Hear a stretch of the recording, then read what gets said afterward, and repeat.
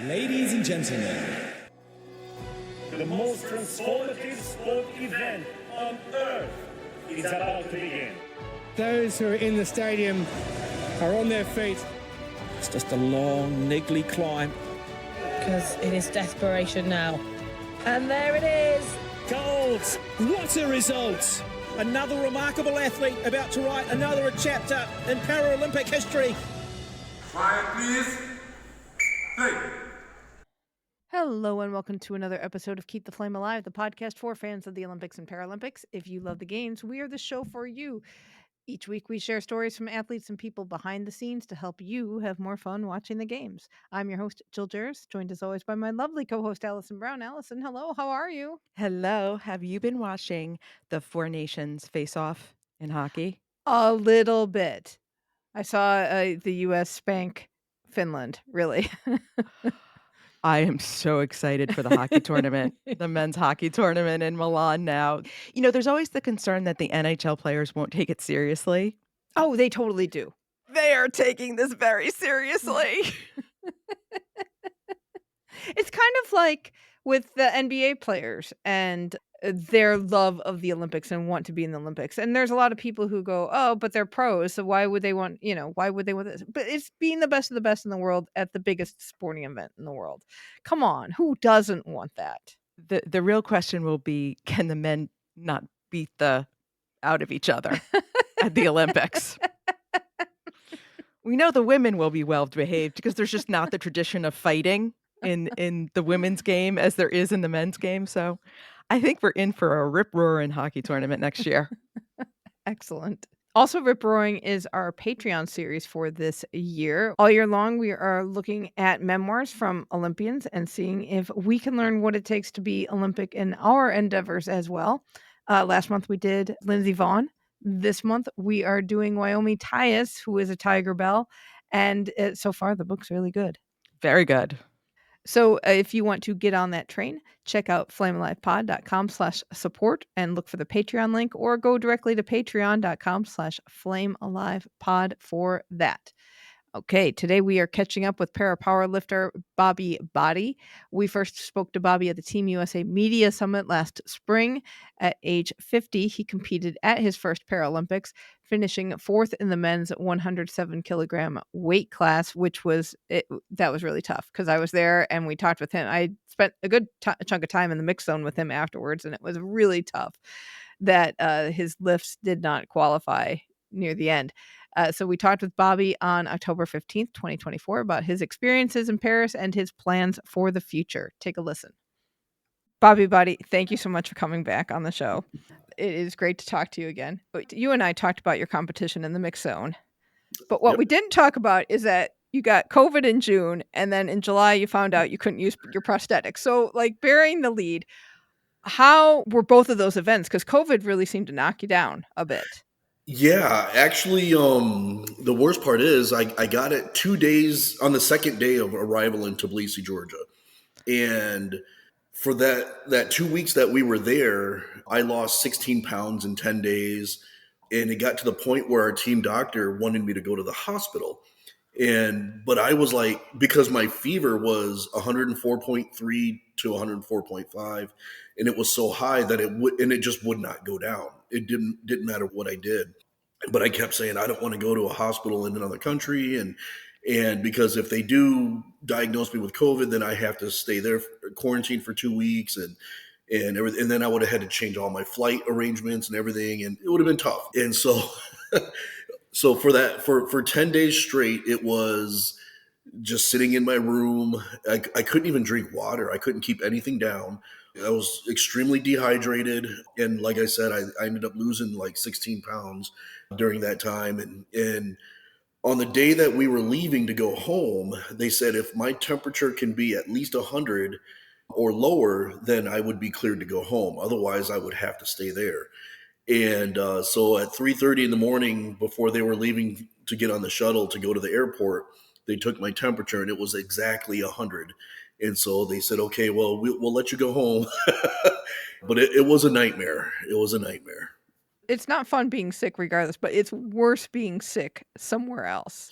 Yeah, it was not fun. And the worst part is also, it was my 50th birthday, and I'm stuck in my hotel room and being all sick on my 50th birthday. And you weren't in Tbilisi on vacation. You were supposed to be getting Yeah, ready all that time, so you were yeah, it was losing our all that final World time. Cup. Yeah, yep.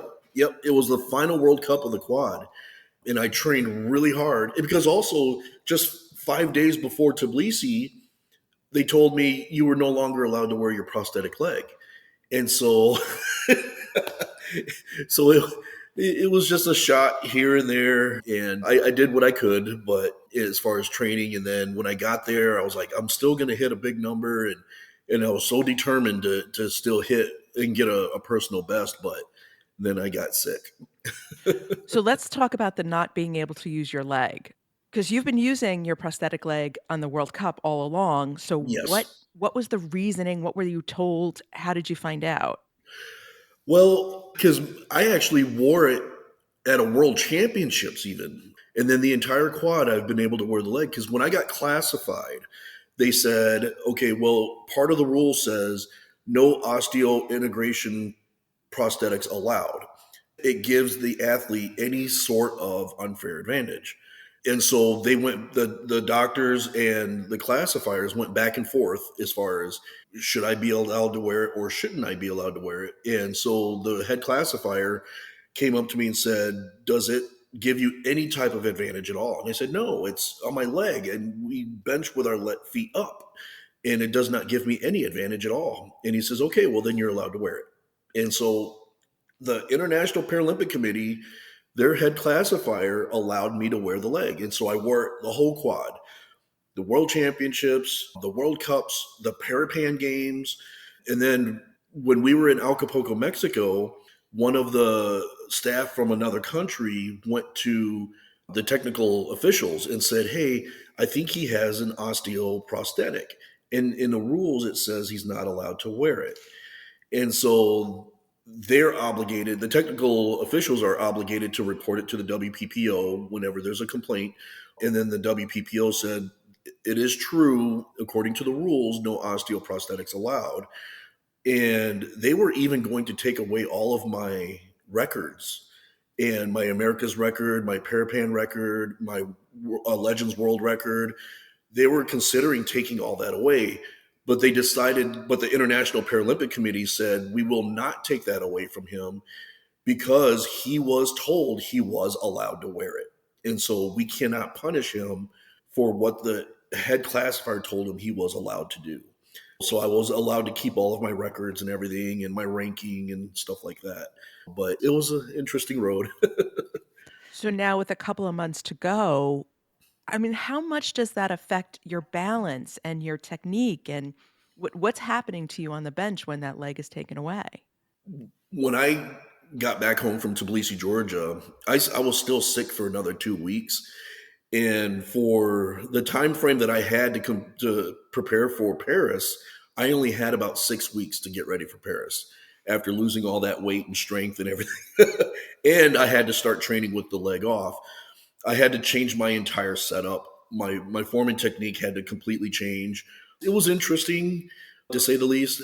It was really tough, but I managed. And at one point, I even got to the point where, because I was still trying to gain the weight back, I was still trying to gain strength back and trying to train with the leg off.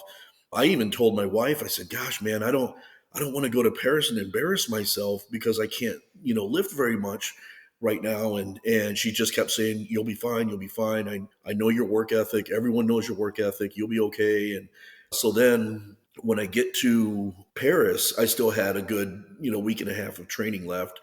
It got to the point where by the time I got done with my training, I gained some weight back, a lot of my strength back. And if I did not get red lighted on my final attempt, it still would have been a personal best. So it was, but I ended up getting 2 red lights instead of 2 white lights. And so I was 1 white light away from coming home with a bronze medal. But honestly, just being there and performing, given everything that was going on, I mean, give yourself a little bit of credit here. That is, I mean, that honestly is redoing elite level technique in weeks. That's Yeah. no joke. Right. And we had talked about you had gone up a weight class anyway. Yeah. So to not just be on the lower end of a higher weight class, losing all this muscle mass and having to try to put it back. Let's try to talk through some details to help our listeners understand, like, what does that involve? What did you have to do to try to put that weight back on safely? Well, the good thing is when I spoke to the U.S. Olympic and Paralympic Committee nutritionists, they said it's one thing to put weight back on, but it's another to put on functional weight.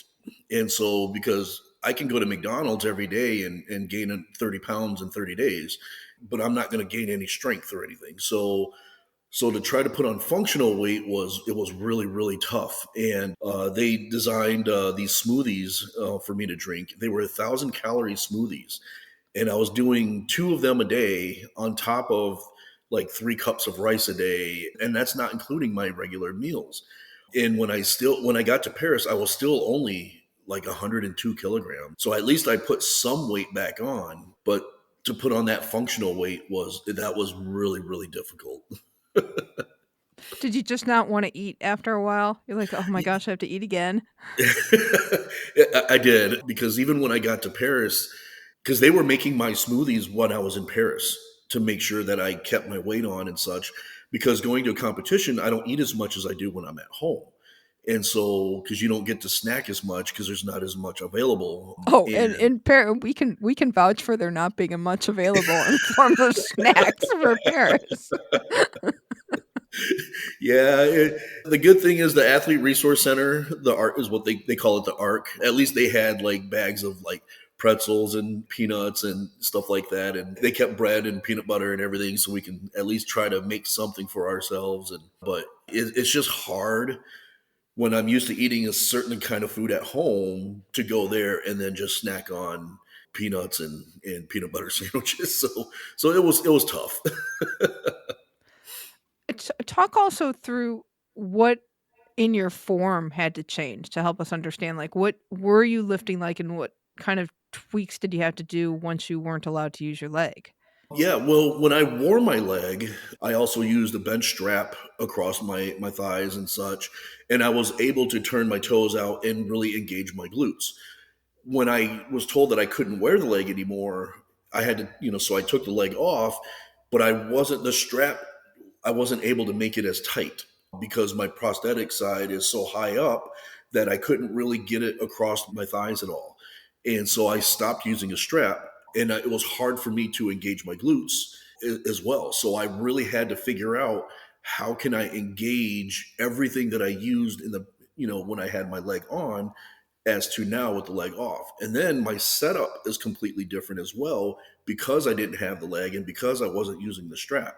So that 6-week period, I had to figure out like, okay, my hand placement on the bar, my body placement on the bench, and how do I get my back squeezed tighter, and how do I get a bigger arch and everything to where I could still be strong compared to when I had the leg. Not that the leg gave me that much an advantage, it was just so much the difference of my form and technique completely had to change. And the way I laid on the bench was also completely different because my prosthetic side, I would have to take it further out and then try to press it down on the bench because I wasn't using a strap anymore. And then my right leg, I took it all the way to the edge of the bench and I tried to really dig my heel into the bench to try to push my glute and shoulders closer together. And those are things I had to kind of learn how to do as I during that 6-week period, because I had gone years of training one specific way and then it got completely changed. Wow. Did you try using a strap again with the no leg? I did, but it just wasn't, we couldn't keep it tight or tight Oh, okay. enough. Yeah. And so it didn't really work. And so because I couldn't really drive my hips into it, because if I did, the referees will see that everything is lifting up. And that's when you get red lights. So I had to learn how to keep my hips down to where it looks like I still have control of everything. Not stressful at all. Oh my No. gosh. Wow. And that's I mean, like Alison said, that's amazing that you were lifting what you lifted at at Paris. Just impressive. But what do you think about that? It's been a month or so. What do you think about your competition and how it went? When I was able to start training again and everything, I worked really, really, really hard. I tried to be as dialed in and as focused as I possibly could. It was really tough emotionally, mentally and emotionally, but I had a lot of support through the USOPC as well as family and stuff like that, family and friends. But I also worked with mental health, and we met every week leading up to Paris and while I was in Paris as well. And it got to where I actually believed that I could get on that podium, regardless of everything I went through, from can't wear the leg and then getting sick and only having that short period of time to get ready for Paris. When I finished my last workout during the time that I was out there, it was 5 days before I competed. And I was in my room and I was like, gosh, I actually have a shot here, because I felt that good about myself. And like I said, the support around me really helped as well. So then when I went to weigh-ins, I was still feeling good. When I got to the competition, I was still feeling good. And especially after that first attempt went, then I was like, oh gosh, it's on. I'm getting on this podium. But then I got red lighted for my second attempt and then red lighted for my third attempt. And I was like, no, and the hardest part about the entire thing was, it's like, for me, I'm super grateful that I qualified for the games, and I'm super grateful for everything that I experienced at the games and everything. It was just hard because I lost to my biggest rival, and I got fourth and he got bronze, and I would have outbenched him by 14 kilograms. That's like 30 pounds. But because I got red lighted on that second and third attempt, he ended up going home with the medal instead of me. So that was the hard part. Yeah, fourth place can be the hardest place, right? Depending on if it's better than you anticipated or you were looking at the podium. Right.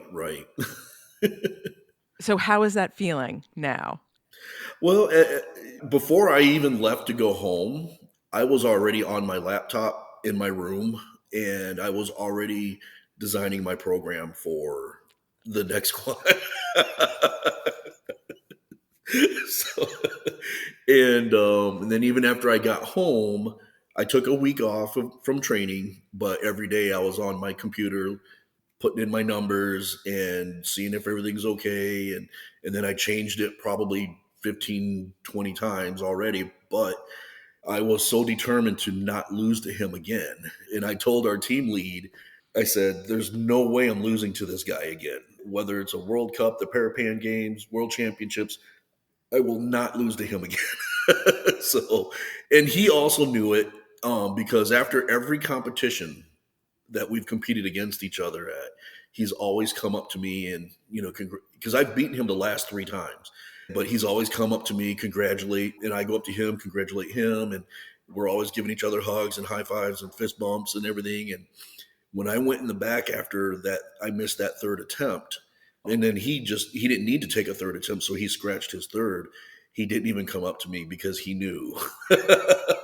He knew how upset I was, and he knew that I was actually stronger than him. So that was the hard part of my experience in Paris. And, I did shed some tears when I got to my room, and because I knew that I should have been on that podium. That's tough, although time helps.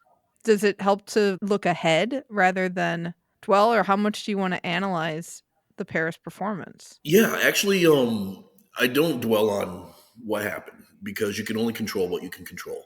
And I've moved on from it, and yes, it stung for a minute and everything. And it's kind of like a breakup, I guess you could say. You're like, oh man, but I got to move on. And but I'm good. I don't dwell on it whatsoever. I do look at my video from the 3 lifts, and I could see where they were coming from, as far as it didn't sit on my chest long enough, and I didn't have as much control. And so those are the things that I'm working on this quad leading up to LA 28, is I'm going to make sure that I have full control of that bar all the way down to my chest, make sure that I have a long pause on my chest, and then make sure I have full control all the way up. And because those are the things, because I always tell the guys on my team, you always need to work on your weak points, whether it's your sticky point on the chest or halfway up or your lockout. You always got to work on your weak points. Yes, you work on your strengths as well, but if you work on your weak points, that way you make sure everything, and then you're going to get stronger anyways and better anyways. So I use it as a learning curve. I don't dwell on it whatsoever. I'm not, because I'm just super grateful that I was even able to go. And it was a great experience. We talk about what's up with the top two guys in that weight class. Like, because there was kind of a very much of a silver or gold and then bronze and fourth. There was a kind of a gap, but what is up with them? Yeah, actually, the guy from Iran, Jaracz, he finished with a 252, and he attempted 260 or a little over 260 and didn't get it, but he's strong enough to get it. And then Ekbayar from Mongolia, who finished with the 248. If I never got sick in Tbilisi, even with the leg off, I would have been in the 240s. So, and if I would have never had to change the whole training with the leg off, and I would have been able to leave it on and still use the strap and everything, before that happened, I was up around 250. And that's why a lot of the articles said that I would be competing for the gold medal, because my bench was that high. And then when they said I can no longer wear the leg and I had to change everything, I even posted on our team page, I was still in the 230s even after I took the leg off for that week leading up to Tbilisi. And so I was like, I'm still going to hit at least 230s in Tbilisi. And of course, we all know how that went. So, but yeah, those guys are really, really strong. And Jaracz from Iran is still young enough. I think he will be in the 260s by LA. I told my team lead I will also be up around 260 myself, because now I'm going to have 4 years of training with the leg off and my new form and setup, my new technique and everything like that. And now I can have a full quad training the same way, just like I did when I had, when I was able to use the prosthetic. Well, the good news, Bobby, for you is I don't think there's a huge difference between 50 and 54. Because I am closer to the 54, and I can tell you it doesn't feel that different. Of course, I'm not trying to lift 3 times my body weight, but I think you've kind of hit that sweet spot Yeah. of age where it's going to stay stable for a few years. Yeah. And that's why when I had that interview with NBC, I said I did the whole 50 is the new 20, and because I don't feel like I'm even close to having a plateau yet.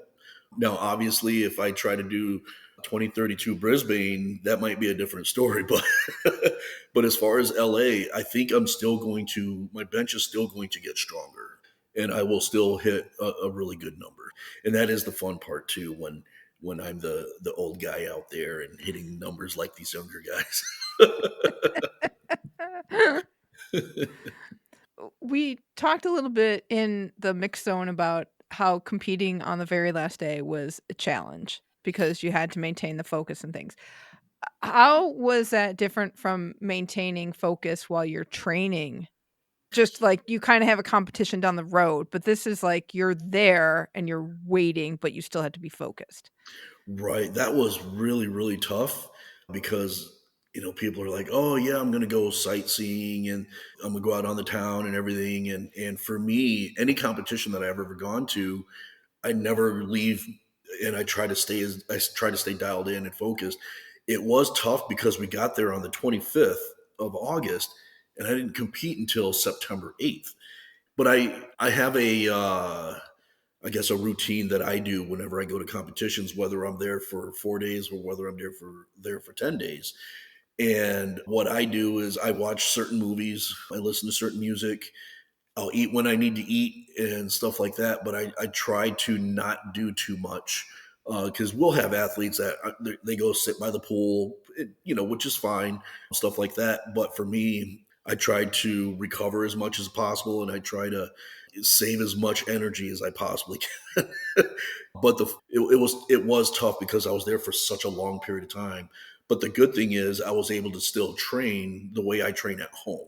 So that never changed or anything like that. So, but as much as I wanted to go sightseeing, that was the tough part because everyone kept talking about, oh, we went to this museum or that church or this, and I was like, and I was like, well, I don't compete. And then even other athletes, oh, when do you compete? Not till the day of closing ceremonies. And they're like, oh my gosh, are you serious? So, yeah. So, what movies are on Bobby Boddy's playlist? I watch the Rocky movies. Oh, that's a good one though. Like a whole Yes. series. Yes. Yes, because all of his movies are about perseverance and overcoming adversity. And that's what I've had to deal with my entire life. And so I relate to the meaning of all of his movies. So Did you get to let loose after competition at all? not really, because as soon as I was done lifting, we still had Ashley to lift. And she lifted that afternoon. And then I had to go back and start packing because we had to leave the next day. And so for closing ceremonies, because we had to leave so early in the morning to the airport, our team lead was like, well, we're not going to do closing ceremonies. We're going to meet at the Team USA house and watch the closing ceremonies from there. That way we can leave whenever we need to leave. And we're not going to be stuck with all those people and athletes trying to get on the shuttles to get back. So that way we're not back at between 1 and 2 o'clock in the morning when we have to leave at 6 or 5 in the morning. So when we got to the USA house, we didn't really have any chance to let loose or anything. And because everybody wanted to either interview or chat or get a photo op. So I did a lot of photo ops, a lot of chit chatting and interviews. But you did stay out of the rain.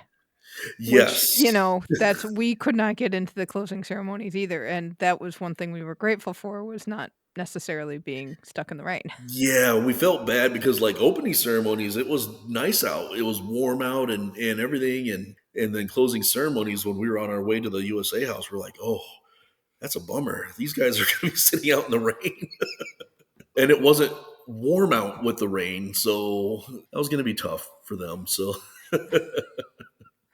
How was opening ceremonies then?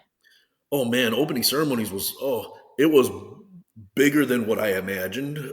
Because when we were walking down the street to get to the stadium, all the people on the sides that were just screaming and hollering and cheering, and it didn't matter what country you were from. They were just like, and it was so cool watching the kids get excited. And I'm sure some of them were like, I don't even know what's going on or who these people are, but this is really cool. And a lot of them just looked at us as if we were professional athletes or something. And then giving out the pins and doing exchanges with the pins and such, seeing the kids on the sides and then tossing them a pin. And they're just like, oh my gosh, this is the coolest thing ever. That was the coolest part. So famously at processing, there are tailors on site to tailor your uniforms. How much work do they have to do for you to get Oh my gosh, the that stuff was around your biceps? when I went to put on my opening ceremony blazer. If I would have straightened my arms, it would have torn in half. And so the lady was like, and the guy kept laughing. He's like, you're walking like Frankenstein. I was like, because I can't put my arms down. So, and they said, the lady was like, your shoulders and your chest area is too broad. And she's like, even though the length is fine, she's like, you're too big. So, and she's like, you have a lot going on in your arms. And so, so she told the guy, she said, I need you to completely cut and expand it so that way I can get my arms in. And she's like, the length is fine, but she's like, there's no way he can, because this whole top part, I just could not. It was comical. And because I'm standing there forever with like Frankenstein and I am waiting for them to be like, okay, well, let's, and the guy's just laughing. And the lady, she finally comes up and she's like, oh my gosh, she looks so uncomfortable. And I was like, yeah, I can't put my arms down. So they had to help me take it off because I couldn't get, so I was able to get into the closing ceremony jacket, so that was great. But yeah, that opening ceremonies jacket, it was not happening. And when they had to help me take it off, there were people with their cell phones because they were just laughing because they were like, oh my gosh, this is great. So I was like, well, my shoes fit and my socks fit. And, and they're like, well, we have the sizes for you, but they're like, yeah, obviously that wasn't going to work. So Do you know what they ultimately had to do? It sounds like they had to completely take it apart and put it back together again. yeah, they had to undo all the seams and expand everything so that way I could put it on. And when it showed up at my room, and I was like, okay, here we go, and so I was like, I may not get to go to opening ceremonies if I can't get this on. So so when it was tailored and everything was good to go, I was able to put it on, but the button down, there's no way I could wear a t-shirt underneath. And because it was the same thing, it was really tight in this area. And then the blazer, I was able to get it on and everything. And everything was still kind of tight. I felt like I was packed in there tight, but they did tailor it to where I can at least get my arms down and stuff like that. And so I was like, well, I said, at least all I got to do is get through opening ceremonies with this. So and that's why I was out glad of it like the Hulk. Oh my gosh, I felt, and I was like, I so badly just want to go rah and then just rip it.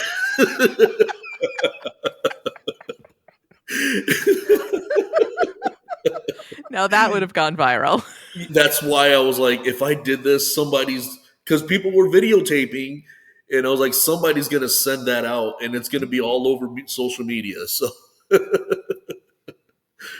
oh man. What other really cool moments did you have in terms of not the competition? There's a couple. I was asked to speak at the USA House, and I don't know why, but but yeah, they contacted me and said, hey, would you be willing to speak at the USA House? Because a lot of people have read your story growing up, and it's kind of like the rags to riches kind of deal, and where you've come from to where you're at now is very intriguing. So would you like to speak on that a little bit at the USA House? And so, yeah, sure, and so I thought that was cool that they asked me to speak, at the USA House. And even though that was my first games and I hadn't really done anything yet. And then another one was, I didn't realize this until the night of the closing ceremonies. I was in the USA House, and our coach comes up to me and he says, did you know there's a big, huge poster of you on the wall? And I said, no. And so he was like, come with me. So we, over by the green room, I don't know if you got a chance to see the USA House or anything, but over by the green room, right by the doors, was a big, huge poster of me on the wall. So, and I was like, oh my gosh, I had no idea. Because there was like 10 athletes posters and they were all medalists.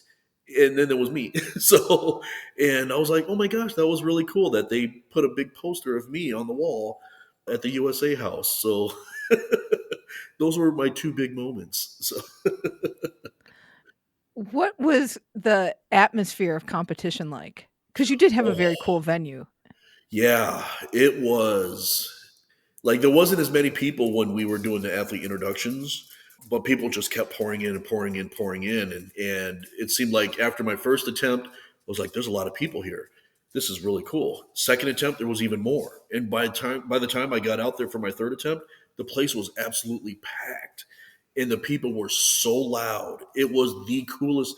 Like I got all emotional when I walked out onto the platform. Like, don't get all emotional because then you're going to burn all this energy. So keep your composure, because it was so loud. And then even after I lifted it, once I locked it out and then racked it and the crowd erupted, I was just like, yeah, and because everyone thought I got it. And then they said 2 red lights and I was like, oh, and you can hear the whole crowd like, oh, but then when you're walking off the platform, I like how they did the little ramp that wrapped around, so that way you can kind of wave to the entire crowd as you're leaving the platform. I thought that was really cool.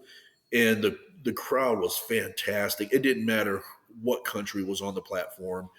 It was electric. It was the coolest thing I've ever been a part of. And then the women's competition, they were still nuts. You had the unfortunate bit of being like first in the morning. Yeah, right. But like you said, people kept coming in, and then the women's competition was just insane. Yeah. And then to watch how much they could lift. the lady from Nigeria that broke that world record, holy cow, how strong. I mean, she is stronger than most of our guys. And it was just like, it was so phenomenal to watch. And I was so glad because every competition, Ashley competes on the same day that I compete. And so I never get to watch because it's usually right after me. And I'm always getting drug tested and stuff like that. Or she will go first. Actually, most of them, she would go first and then me, but I can't watch her because I'm getting ready to do mine. I think I've only watched her compete in one competition the entire quad. And so I was so happy that she was much later on to where I can be there to watch the whole thing and not have to worry about anything else. But the women's, they are phenomenal, fantastic. And they are so strong and it's only going to get better because it's one of the fastest growing parasports in the world. So it's only going to get better. There's going to be a lot more, I don't know how many new people are going to show up for this quad, but like I said, it's only going to get better. What has been the response since you came home? Oh, it's actually been really kind of cool because after we got home, there was one of the nights like let's go to this place called the Mountain Bar and Grill, and that's where we usually get pizza. So I ordered the pizza, and when I walked in, one of the guys was like, "Hey, were you on TV recently?" And it's like, "Well, kind of, I guess." And he's like, "No." He's like, "No, we saw you're that Olympic or Paralympic guy, and we saw you on TV." And I was like, "Oh, thanks," and then a bunch of other people were like, "Oh, yeah." And then the owner said we had it on the TV. We had the replay on the TV so everyone could see because I live in such a small town. And then the local newspaper had posted on our Facebook page or the town's Facebook page that we have a Paralympian that lives in town that's competing in Paris on this day and this time and stuff like that. So the local businesses ended up having it on their TV. So, and then the lady, the waitresses and the owner and stuff, they were all like, yeah, we all saw you and everything and congratulations. And it's like, "Oh, thanks." So then a few days later, there's this other place called Shopmakers. It's a bar grill, and that's where I get like burgers and stuff if I want. And so we order, I walk in and I go up to the takeout area, and the lady goes, "Hey, you're that Paralympian." And I was like, "Oh, yeah, I was in Paris." And, said the same thing. She's like, "Yeah, we had you on the TV here on the replay." And I was like, "Oh, thanks." And then this guy walks up and another guy walks up and they're like, "Hey, we know you." And I was like, "I don't know, I don't know you." And then they're like, "No, we saw you on TV. You're that," and I was like, "Holy cow," and so people just kept saying, "Hey, I know you, I know you, I know you."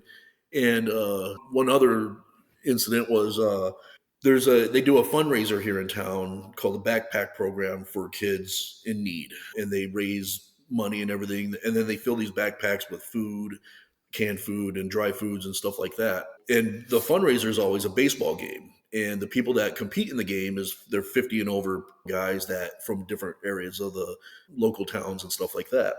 And they do it annually. And so one of our neighbors was competing in it. And so we're like, "Oh, we're going to go watch." So we walk in there and there's just a couple hundred people. And so we're just like, "Oh, this is really cool, cool fundraiser and stuff like that." And then all of a sudden this lady comes up and she goes, "Hey, aren't you that Paralympian?" And I was like, "Yeah, I was there." And then all of a sudden people were like, "Oh yeah, you're the," and I'm like, "Oh my gosh, everybody knows." And, but then they had the announcer make an announcement. And so then everybody gave me a standing ovation and everything. And they had me go out, and wave to the crowd and stuff. And so it's been pretty cool coming home and such a small town, but yet at the same time, everybody knew who I was. So it's been fun. Welcome to being a celebrity, however local that is. Stop it, because I did grab a Kleenex because I was laughing so hard I was crying, and now I'm going to cry because it's so touching. So Well, here we go. here's the coolest part about this entire experience is a couple weeks ago, about a week and a half ago, this guy contacts me, and because ESPN did a story on me. And he's like, "Yeah," he goes, "there's this guy who wants to meet you." And I said, "Okay." And he goes, "He's a film producer." And I was like, "Okay," And I'm thinking like maybe he wants me to be a part of a commercial or something like that. And so this guy that's a film producer, his name is Richard Moore, contacts me because Mike was like, "Can I give him your contact information?" I said, "Absolutely." So, and then when I spoke to Richard Moore, he was like, "Yeah, I read your story about what you went through from childhood up till now. And for you to where you live and how you live and, making the Paralympic team and going at 50 years old to the games and everything." And he's like, "Your life is very intriguing." And I was like, "Oh, thanks." And he said, "I would like to do a movie about your life." And I was like, "You serious?" And he said, "Yeah." And he goes, "But it's not going to be a made for TV movie or one of those Netflix." He goes, This is one that I'm hoping will end up in theaters." And I was like, "Are you serious?" And he's like, "Yeah." And so he's like, "I'll send you some information and stuff like that." And like, they sent me this contract and like, I was like, "Oh," and it showed how much money, and then the royalties and stuff like that. And then he said, "Yeah, I was thinking of contacting David Batista to play you." And I'm like, "This is not a small name." Also not a small man. You're not a small man. And I was like, "Hey," I said, "that'll work out for me because it'll make me look like I'm really huge." So, and I was like, "Oh my gosh." And he's like, "Yeah, this is not going to be some small film. It's like, it's going to be something that I want in the theaters," because he said, I feel like your story it's not going to be so much about sport. It's going to be about your life and what you went through, all the adversities that you went through leading up to going to the games." And I was like, "Oh, wow." And so the ESPN guy, my guy from ESPN was like, "Yeah," he's like, "You need to hire an agent because," he's like, "I don't think Richard Moore will screw you over, but," he's like, "but you need to hire an agent to go over these contracts." So I, contacted a talent firm, and they've been going back and forth with, making adjustments to the contract and everything like that. But this guy's using some big time names for the film. And like I said, he's hoping that David Batista will accept the role to play me. And I'm thinking, call Dwayne Johnson, man. See, I don't think they can afford him, but yeah, it would be cool though. But yeah, it's once the contract is settled and I sign it and everything like that, that's when they'll hire the screenwriter. They already know who they want as the screenwriter. And then once that's done, they'll start doing obviously they got to get the cast and crew and stuff like that. But yeah, he said, he said probably between 3 and 5 years is when it'll happen as far as going into the theaters and stuff like that. But he said they are going to raise the money and the funds for it to be a major production instead of just a made for TV. And I was like, holy cow. So that would be cool, The Bobby Boddy biopic. Oh my gosh. and and the other cool thing is, he said that he's like, we're not gonna sell your life rights to a production company. He's like, go the independent route. Yes, it takes a little longer, but then you have say in certain parts of the movie, like, hey, that didn't really happen that way, it happened this way. Or you can compromise on, like, to make it the movie, because it's a movie, it's Hollywood, so they have to gain the audience's interest. So so certain parts of the movie they'll be like, but I'll have some say in, like, it actually happened this way, and which was a lot worse or a lot better, and stuff like that. That's amazing. It is amazing. Like the change from before and after, just in terms of visibility for not just you, but for the sport and for the movement. Like, Yeah. it's incredible. Yeah. Especially here in the US, powerlifting, so many people had no idea that the US even had a Paralympic team for powerlifting. And our coach, his wife was at the military games.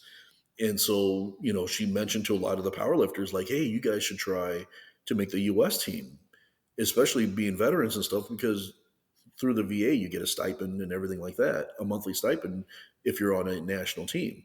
And those guys were like, none of them had any idea there was a Paralympic team. So for powerlifting. And in the past, we've never really had any interest because we didn't have the exposure. But our team lead, she told me when we were in Paris that we have over 100 people interested in joining our team that are in wheelchairs or amputees.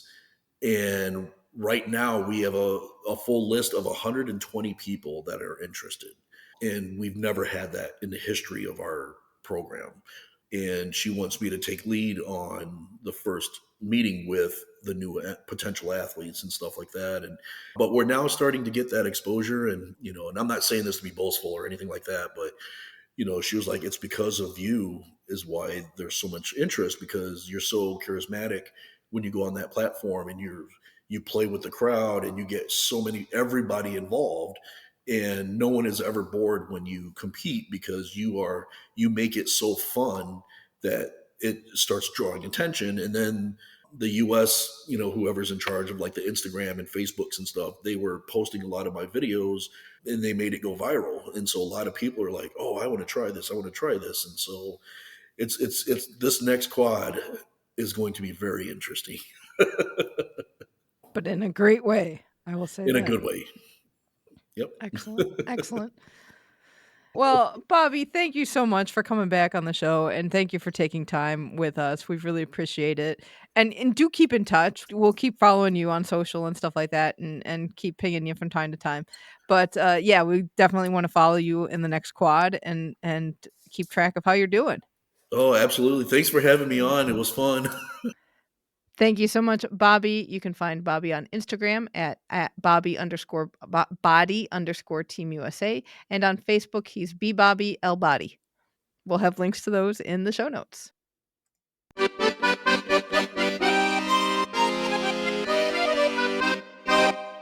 J'aime la musique. Seeing that we have been talking about Paris 2024, it has been a great couple of weeks for Paris 2024 composer Victor Lamont. He won a Grammy for the best metal performance from the Olympics opening ceremony. And then he won a Victoire de la Musique award, which is the French equivalent. And he will be playing his opening ceremonies music live at the Grand Rex in Paris on June 13th. So if you would like to see that music, and we know a lot of you love the Paris 2024 music, if you want to see it live, head over to France in June.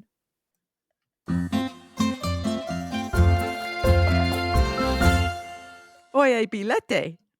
Oh, yes. The organizing committee boasted that they sold 300,000 tickets in the first 6 days of sales, and they were so excited about that they opened up a new special window from February 25th to 27th.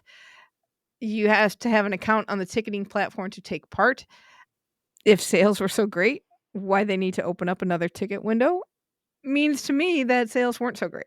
See, I disagree. I think they didn't have that window open because they didn't want to not sell tickets and then make it look like, oh, we have extra days. I think this is like, oh, we did sell a good amount. I mean, 300,000, I think, is pretty good for that first round of a Winter Olympics. So let's keep momentum. We will agree to disagree on that. The AP reported that they have 1.5 million tickets available for the games. They only sold 20% in this first round. So Okay, I just am like, not sure if tickets are going. On Location has put up hospitality packages for sale. They will have hospitality houses in Milano-Cortina and Livigno. Expect fancy space. They will have the traditional Italian aperitivo, an Olympic Museum exhibit, among other hospitality experiences. Milan's clubhouse will be at the historic Dazzi Milano venue. Packages start at €200. Clubhouse 26 Cortina will be a chalet-style lounge at Ristorante Cinque Torri in Cortina. They're going to have packages that will have guaranteed access to curling and women's alpine. Prices start at €225. Packages for Clubhouse 26 Livigno include tickets to freestyle skiing and snowboard. Those prices will start at €325. All prices exclude VAT tax. On Location also has a winter essentials package with guaranteed cat seat tickets to ice hockey and other extras like gift, privileged access to the megastore, snack and drink, all that kind of fun stuff. Packages will start at €150. All 16 disciplines will have in-venue hospitality spaces as well.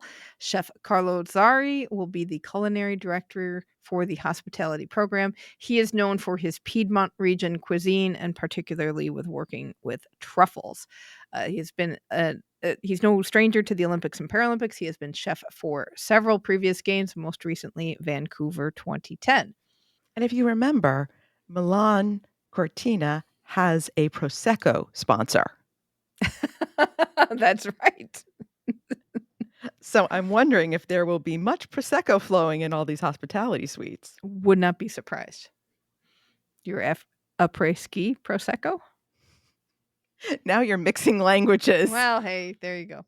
Torch relay applications have opened. There will be 10,001 torchbearers for the Olympic relay and 501 for the Paralympic relay.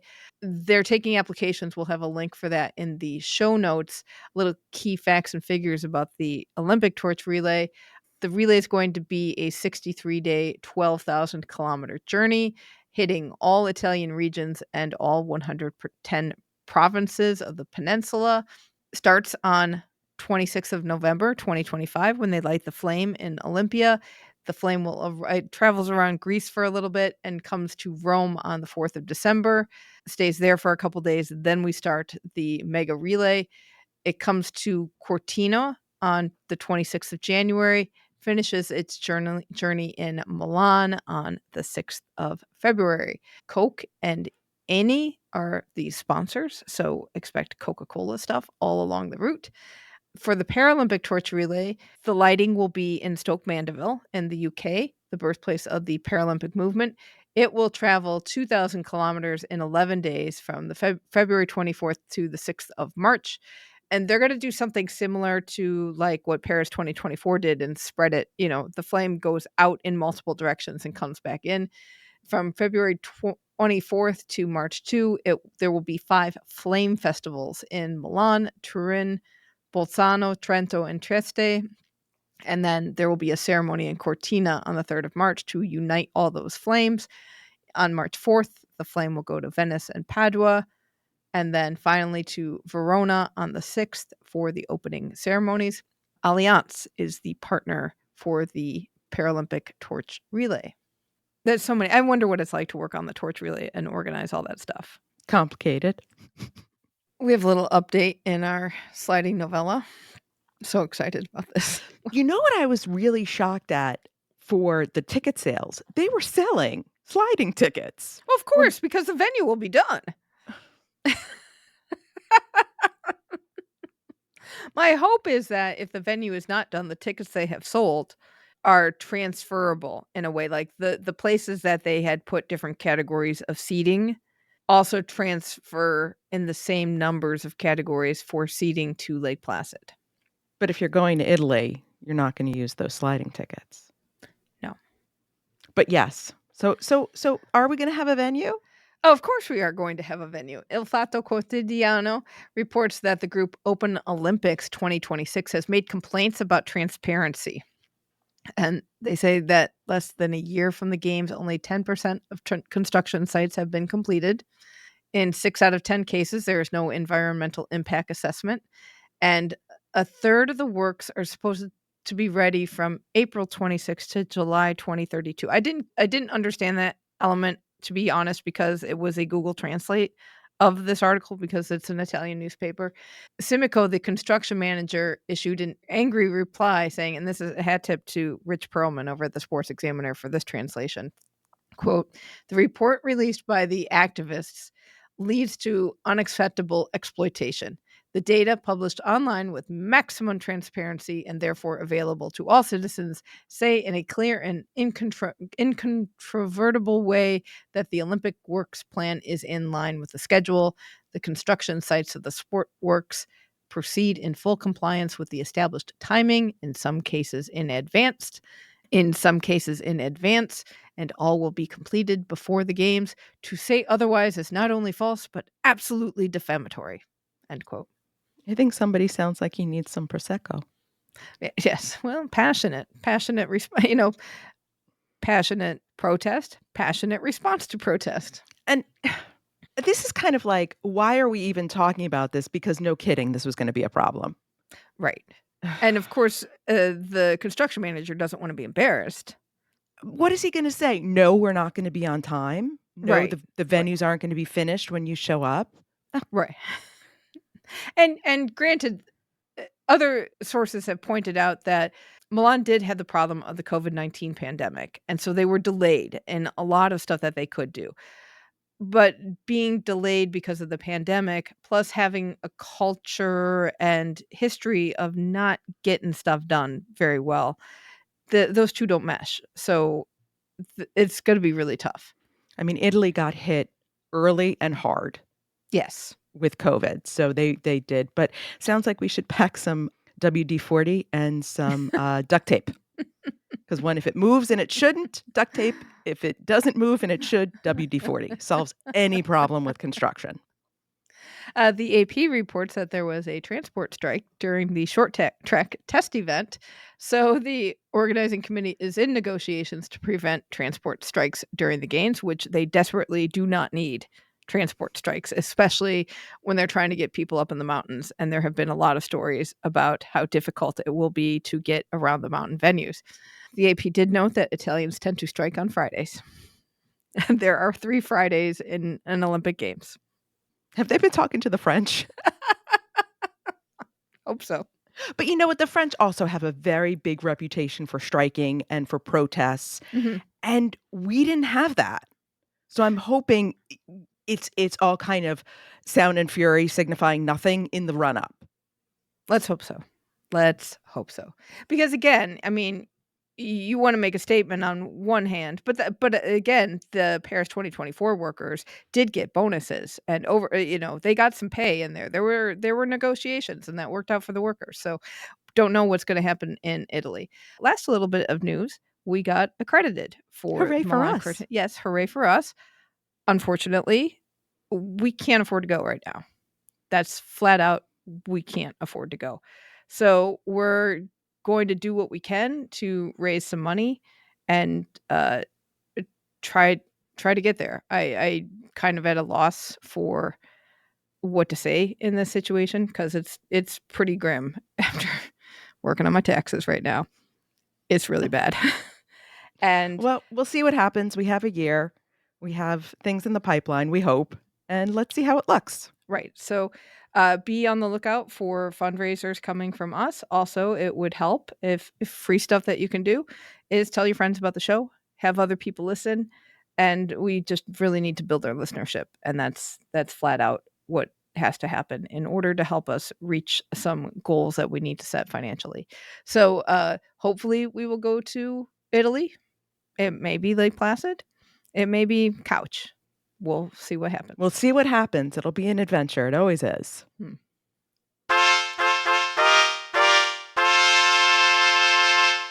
And we have a little bit of news from the International Olympic Committee. Our friend Carlos Groman wrote on Reuters that the IOC has announced that the eSport games that are going to happen in Saudi Arabia, the first one will take place in 2027 now. They were supposed to take place in 2025. And we said when they postponed it, we said definitely not 26. Right. So this is actually the best they could have done with that delay.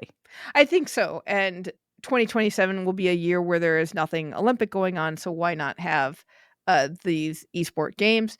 This is a 12-year deal with Saudi Arabia. So look for them to happen for a while so far.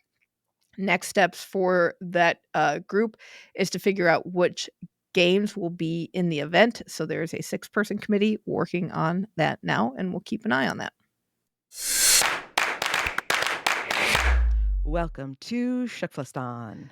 It is the time in the show where we check in with our team, Keep the Flame Alive. These are past guests and listeners of the show who make up our citizenship of TKFLASTAN.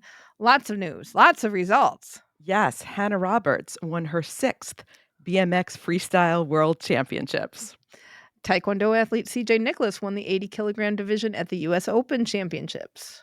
Evan Dunphy won the Australian 20-kilometer race walking championships, breaking the 26-year-old North American record. It's awesome for him.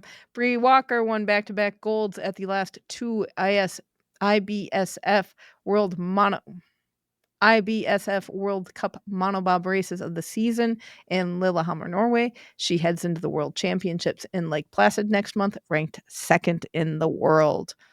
Katie Moon won the women's pole vault gold at the Millrose Games with another top jump of the year at 4.82 meters. Pair skater Megan Duhamel with former partner Eric Radford were announced as members of the Skate Canada Hall of Fame class of 2025. And Rob Snoke and Ollie Hogbin were in Vancouver last week announcing the Invictus Games. Sailor Stephanie Roble has announced her retirement from competitive sailing. And TKFLASTAN baby alert. Congratulations to Jason Turdeman and his wife, who welcomed a beautiful baby boy, Jack Edward, into their lives 2 weeks ago. And we have happy and sad news from Ness Murby and Ava Fayas. They welcomed a new baby in January, but unfortunately that baby's twin died in delivery. So love and condolences to them. Yes. And congratulations to our former intern, Annalie, who was accepted into her top choice grad school for museum studies. Oh, I didn't see that before. Yay, Annalie. So exciting. And that will do it for this episode. Let us know what your favorite moments from the Paris 2024 Paralympics are. We love hearing from you. You can chat with us and other listeners on our Facebook group, Keep the Flame Alive Podcast. Email us at flamealivepod@gmail.com. And the voicemail and text line is always open at 208-352-6348. That's 208-FLAME-IT. And if you need more Olympics and Paralympics in your life, and who doesn't, sign up for our newsletter at flamealivepod.com. We'll have a link to that in the show notes. Next week, we will be catching up with sprinter Kenny Bednarek and getting the lowdown on his Paris 2024, including what went down with the men's 4x100 meter relay. But we had a great time talking with him. We love Kenny, and he had a lot of really cool stuff to say. So you will not want to miss that interview.